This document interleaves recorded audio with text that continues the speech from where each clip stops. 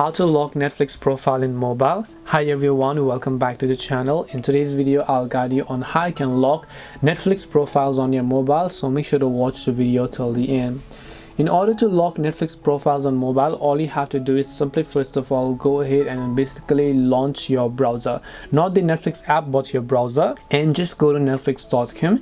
and once you go to netflix.com, you're going to see this type of interface where you have to tap the three lines option and then just go to account, as you can find here. Once you go to account, just scroll down and here you can see profile and parental controls. The one that has a lock icon next to it means that the profile is already locked, and if you'd like to lock some other profiles, just select them here. All you have to do is tap on profile lock option and first of all enter your current password.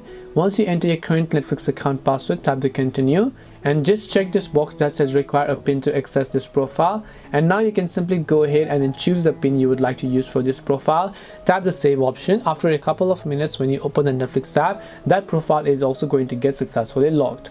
This way you'll be able to lock Netflix profile. Hope this video was very helpful. If you have got any questions, feel free to leave them down. Thank you for watching till the end of the tutorial and see you soon in the next video.